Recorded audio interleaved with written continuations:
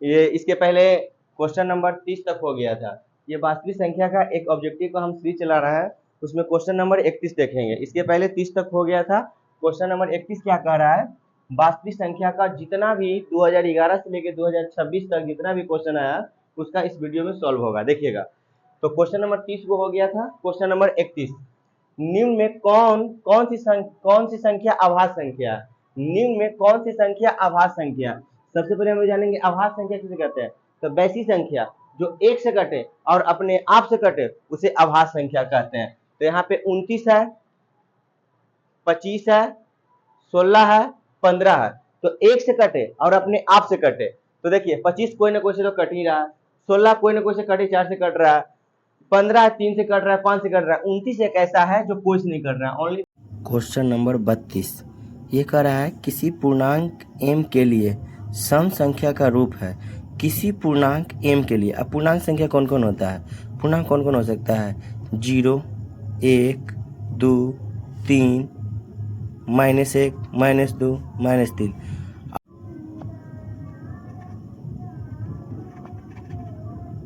अगर मान लीजिए यहाँ पे अगर हम 0 रखते हैं तो 0 + 2 सम संख्या है।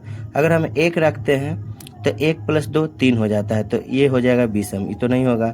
सब रख के से ट्राई करना है। यहाँ पे देखते हैं 2 में अगर हम 0 से रखते हैं तो 0 गुना 0 और 2 से गुना करेंगे तो 0 हो जाएगा, +1 विषम संख्या है ना। छोड़ देते हैं। यहाँ देखते हैं अगर हम 0 भी रखते हैं तो 0 गुना 2 0 एक सम संख्या है। एक रखेंगे तो 2 आएगा, 2 रखेंगे तो 4, 3 रखेंगे तो 6, 4 रखेंगे तो 8। यानी मेरा सम संख्या यही है कि कोई भी पूर्णांक रखेंगे तो ये सम संख्या हो जाएगा। आशा करता हूँ। निम्नलिखित में कौन आभास संख्या है? आभास संख्या चुनना है, बस ऊपर वाला तो है। वैसी संख्या जो एक से कटे और अपने आप से कटे। 15 नहीं होगा, 15 तो 3 से भी कट रहा है, 23 हो जाएगा, है ना। 2, 10 और 20 के लसा और मसा का अनुपात निकालना है।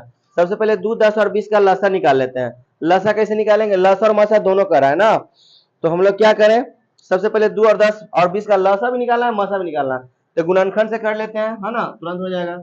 2 के तोड़ेंगे तो 2 और आ जाएगा, 2 के लघुत्तम निकाल रहे हैं। 10 को तोड़ेंगे तो 2 गुना 5 हो जाएगा। 20 को तोड़ेंगे तो 2 गुना 2 गुना 2 दूनी 4, 4 5 20। अगला बताओ नहीं आएगा। तो लसा कैसे निकलता है?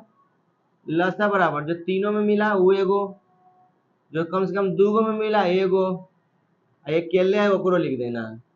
तो कितना 5 दूनी 10 दूनी 20 हो गया लसा।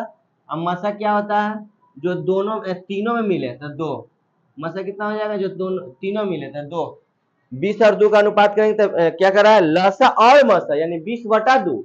तो 20/2 करेंगे तो 10/1, 10/1, 10/1 बी होगा। मिला लेना आंसर, है ना। आगे, यदि 65 तथा, ध्यान देना ये क्वेश्चन थोड़ा सा लॉन्ग है, ध्यान आराम से। यदि 65 तथा 117 का मस 65 या -17 के रूप का है तो m का मान निकालो। बहुत मस्त क्वेश्चन है, सही आंसर। चलिए, यदि 65 तथा 117 का मस 65 या -117 का रूप का है तो m का मान निकालना है। मैंने अगर ये दोनों को मसा निकालते हैं ना, तो वो मसा है जो 65 या -117 के बराबर है। तो पहले 65 और 117 का मसा निकाल ले। 65 को तोड़ेंगे तो 13 गुना 5, 13 5 65। 117 को तोड़ेंगे तो 13 गुना 9, 13 होता है ना, 13 17 से क्या हुआ? 13 17 से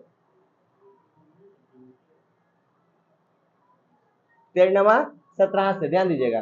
तो 13 17 से तो मसा क्या हो जाएगा? मसा बराबर ये दोनों मिल जाएगा तो 13। ठीक, मसा बराबर कितना हो गया? 13। तो ये कह रहा है कि 65 तथा 117 का मसा 65 या -117 के रूप का है। 65 या -117 का रूप का कहने का मतलब हुआ कि जो ये दोनों का मसा निकालेंगे ना, एक दूसरे के इक्वल होगा। तो यहाँ के बाद क्या करेंगे? 65m-117 बराबर 13। मसा का रूप का है, इसको कहाँ भेजेंगे? ऊपर। ठीक, तो 65m बराबर 13 प्लस 117, तो 65m बराबर 3 डालेंगे 130, तो m बराबर 130/65। 65 दूनी 130, 2।